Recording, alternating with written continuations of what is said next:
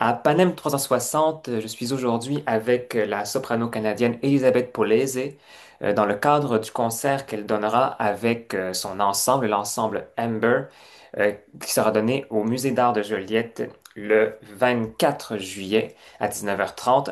Un programme qui met de l'avant les quatre derniers leaders de Richard Strauss dans un arrangement dont ce sera la première en Amérique du Nord, un arrangement pour corps, violoncelle et piano, pardon, et voix, si je n'ai rien oublié dans cet instrumentarium. Elisabeth Paulese, bonjour. Merci, allô Alexandre. Alors, justement, parlez-nous un peu de cet ensemble Amber que vous avez fondé. Comment cette rencontre avec vos collègues musiciens et musiciennes s'est-elle faite et qu'est-ce qui vous a réuni dans ce projet? Donc, OK, on est Amber Ensemble Mhm, et on est un tout nouveau quatuor de musique de chambre. mhm, On est moi, soprano, Caitlin Emery au violon, Florence Rousseau au corps et Christopher Gaudreau au piano. L'idée est née et tout a commencé parce que un jour, j'ai décidé que je voulais chanter les quatre derniers leaders de Strauss. Et aussi, j'aime bien chanter la musique de chambre. J'aime bien chanter avec des autres instruments.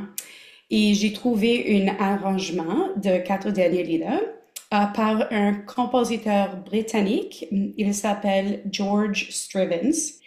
C'est pour 16 instruments, donc pour cette combination. Quand j'ai trouvé cet arrangement, j'ai approché mon ami et mon cher collègue Christopher avec l'idée il était très enthousiaste. Et tout de suite, on pensait de Caitlin parce que elle est violoniste formidable, mais aussi elle est la femme de Christopher. Donc, oui, elle est la choix naturel pour le projet. Et après ça, euh, nous avions besoin d'une bonne corniste. Christopher et Caitlin connaissaient la parfaite personne pour le projet. Donc, on a Florence Rousseau. Et Christopher, Caitlin et Flo ont joué ensemble il y a plusieurs années. Donc, on a notre groupe comme ça. Après ça, on a réalisé qu'il y a beaucoup de potentiel pour ce groupe d'instruments pour faire des autres arrangements dans une nature similaire. Et parce que notre groupe, cette combinaison d'instruments est très unique, il y a aussi potentiel pour faire et commander des nouvelles compositions. mhm. Donc, oui, on était très heureuse avec ce projet on a choisi le nom Ember aussi parce que ça représente, ça veut dire braise en français et ça représente un petit flamme ou un petit spark Mhm. que, qui peut grandir et qui peut devenir une grande flamme. Ça, c'est comme la musique orchestrale plus grand que nous souhaitons apporter dans les lieux plus intimes, Mhm. comme les salles de musique de chambre ou, par exemple, par le musée d'art de Joliette. Donc, c'est ça, Amber est née, juste comme ça. Parfait. Donc, c'est vraiment la volonté de ce cycle-là qui a mené à la création de ce nouvel ensemble qui, effectivement, vous le dites, est assez unique dans son instrumentarium. Est-ce que, euh, ben déjà, outre le fait que vous vouliez absolument chanter ces quatre mélodies-là, pourquoi est-ce que c'était important pour vous de vouloir les chanter, ces mélodies-là, premièrement? Et aussi, est-ce que ce traitement instrumental-là, dans cet arrangement particulier, change la manière dont vous, en tant que chanteuse, abordez l'œuvre? Parce que je ne sais pas si c'est la première fois que vous allez le chanter avec arrangements-là, mais vous êtes certainement rompu à les avoir déjà chanté avec peut-être piano ou avec orchestre, peut-être. Donc, est-ce que ça change l'approche que vous avez vocalement par rapport à comment vous allez interpréter l'œuvre? Ça, c'est une très bonne question. Euh, donc, pour chanter les Violettes de Leda de Strauss, c'est pour moi un grand rêve pour plusieurs années, mais c'est le cas pour beaucoup de sopranos Mhm. parce que Strauss est un maître de la voix. Il connaissait la voix très bien et particulièrement pour les sopranos lyriques. Mhm. Et c'est une bonne question parce que je ne pense pas que je change beaucoup quand je chante avec piano ou avec l'orchestre, mais cet arrangement est très bien parce que ça garde les similaires couleurs dans la texture d'orchestre. Mhm. Et cet arrangement déjà m'aidait beaucoup de comprendre comment des instruments faire dans l'orchestre et le texture et les couleurs. Et ça, c'est une inspiration pour moi, est une influence pour choisir certaines couleurs, Mhm. mais pas le façon ou la technique que je vais chanter les chansons. Pouvez-vous nous en dire un peu plus sur les autres œuvres qui sont programmées dans ce concert, qui sont des œuvres essentiellement instrumentales? Qu'est-ce qui a guidé ces choix? On parle entre autres bon, du trio en mi bémol majeur de Brahms, mais également d'autres œuvres de Robert et de Clara Schumann. Mhm. Donc, cet arrangement, originellement, est composé euh, comme un complément de le trio de Brahms. OK. Donc, euh, Christopher Killen et Florence déjà ont joué cette trio ensemble il y a de plusieurs années. Donc, le choix pour ajouter le trio était super naturel. Et quand on pensait de Brahms, c'est facile aussi de penser des Schumann aussi, Oui, bien sûr. parce que oui, ils étaient amis. Et alors, on a des trois romances de Clara Schumann et aussi des leaders sélectionnés de Robert Schumann, OK. pas de Murten, c'est un cycle de leaders, de cycle de mélodies euh, qu'il a écrit pour Clara pour un cadeau de mariage. Donc, on a entrelacé les mouvements de créer une conversation musicale entre Clara et Robert. Et oui, on peut entendre les influences que Clara et Robert avaient. Et oui, on a une belle soirée de musique romantique allemande. Mhm. Et oui, c'est ça.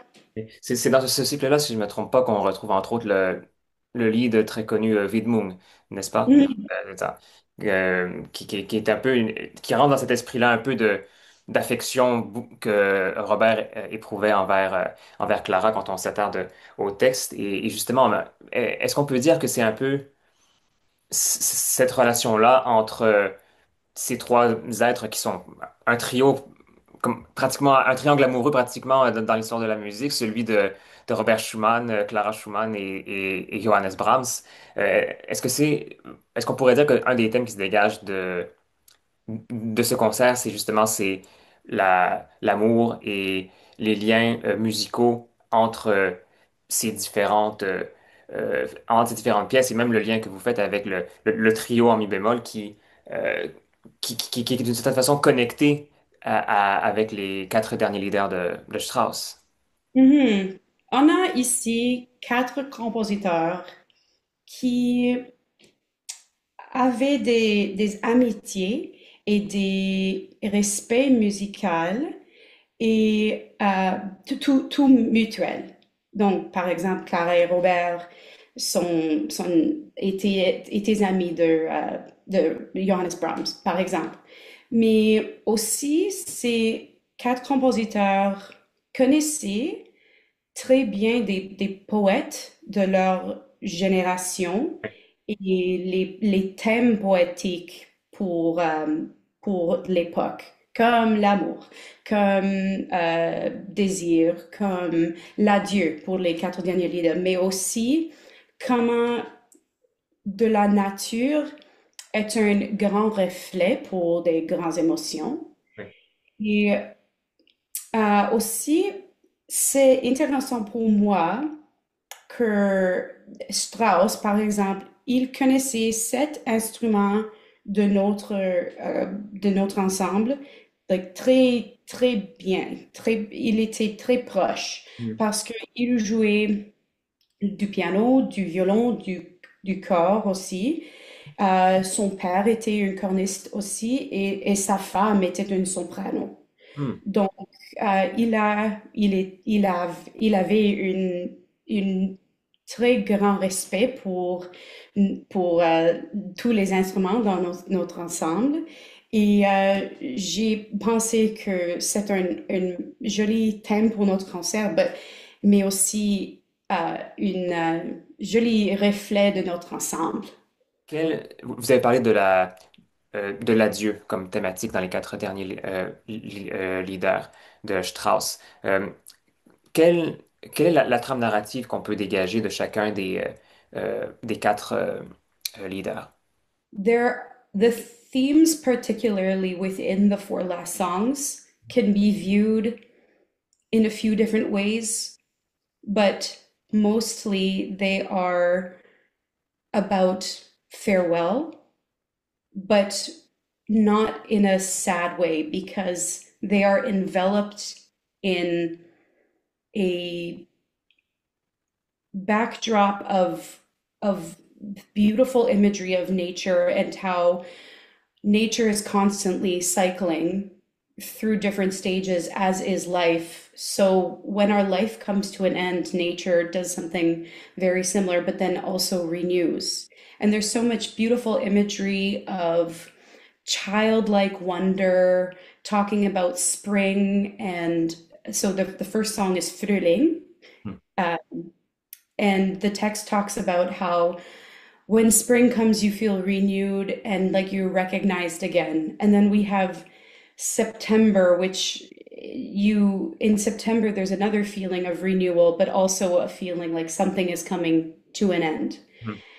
And then we have Beim Schlafengehen, which is full of that childlike wonder and rocking a baby to sleep again, like coming to the end of the day.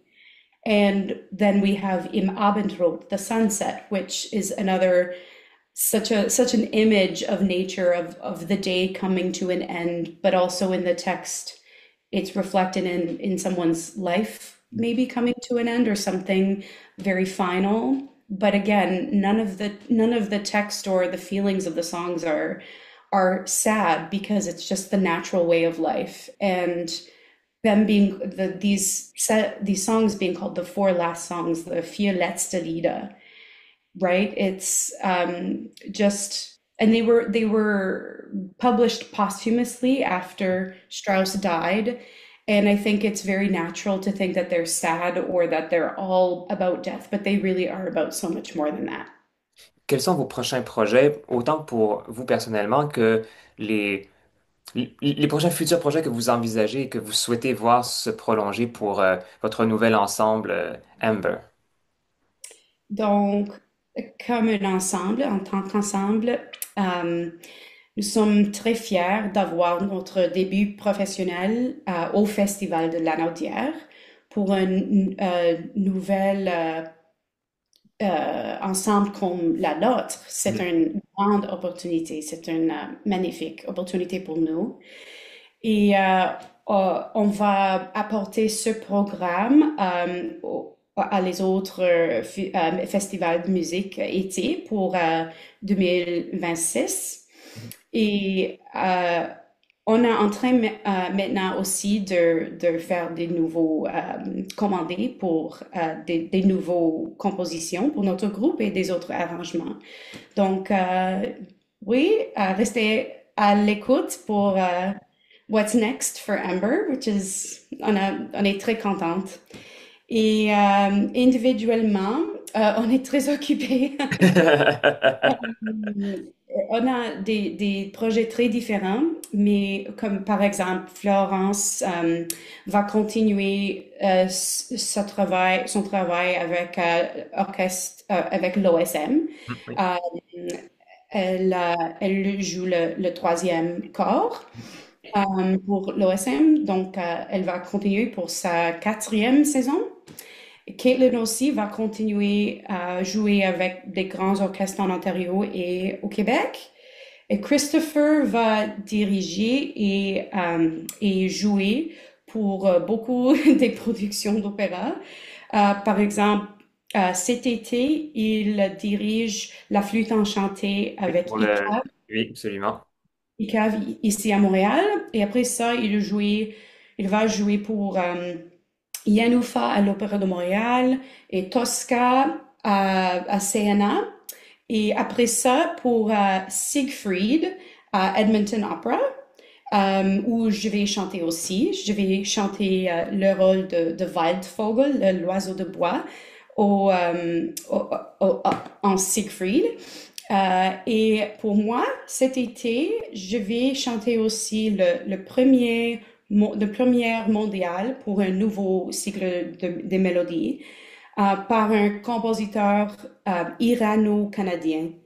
Il s'appelle Pouya Hamidi et le cycle s'appelle I Will Greet the Sun Again. Et ça, c'est pour Toronto Summer Music cet été. Et après ça, j'ai un grand projet personnel pour moi parce que je m'apprête à accueillir un petit garçon. Ah, mais félicitations. Et Félicitations. merci. Donc, c'est un grand projet. Et on a beaucoup d'aventures en cours et bien, on y va, on y va, ça va aller. Ça ne peut que bien aller, effectivement. Beaucoup de projets, effectivement, qui s'enlignent pour vous et pour vos collègues. Et le public lanaudois pourra, et des autres régions du Québec pourront apprécier cette première nord-américaine de l'arrangement pour corps, violon, piano et voix des quatre derniers lieder de Strauss le 24 juillet. C'est au Musée d'art de Joliette dans le cadre du Festival de la Naudière. Avec vous, Elisabeth Polese. Rappelons les noms de vos camarades. Christopher Gaudreau au piano, Kathleen Henry au violon et Florence Rousseau au corps. Elisabeth Polese, merci beaucoup d'avoir pris le temps de nous parler de cette programmation et de ce programme de votre nouvel ensemble. Merci à vous, c'était un plaisir.